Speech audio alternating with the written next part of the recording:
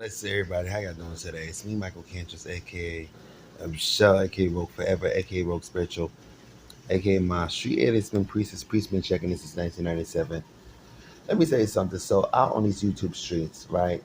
There happens to be guys or whatever the case is, talking about the aunties and the unks of the freshman cover.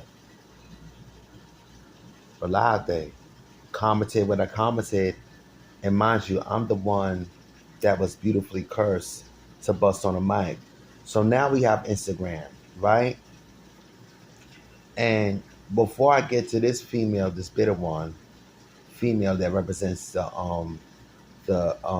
out rap violation and its overtures, there was another female snitching on Facebook and all of its extremes when it comes to the snake and the scorpion, very and just all that because it's all over Instagram. I put it there, and yes, your scorpions are way worse than the snakes. I'm not going to reiterate, all right, but check on my Instagram. I'll put the link there. Okay. Now, with this being said, going back to hip hop, all right. Nothing wrong with female rap. Nothing wrong with LGBT rap. I am an LGBT member, right? But the thing is, it's like you're not making it better. I've been in this game for too long, and mind you, I was never meant to rap myself as an LGBT member.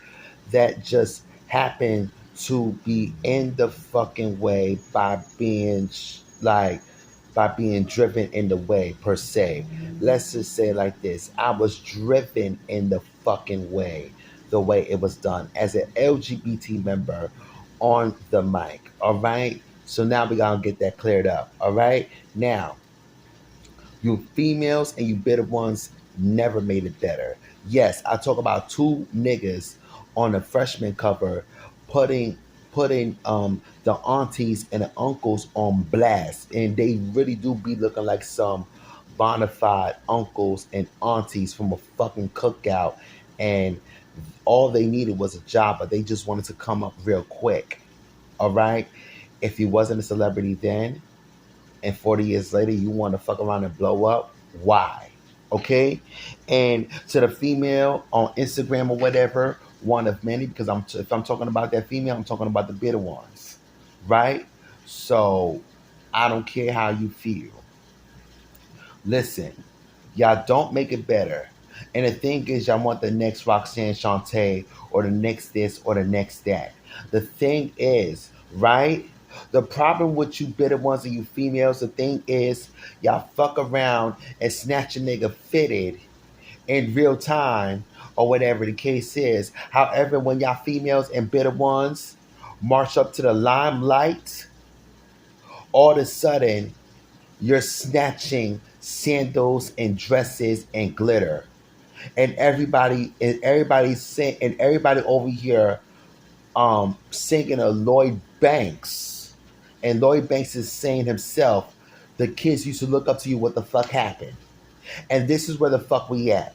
Like I said, I've been in this game too fucking long and I wasn't even meant to rap. Okay?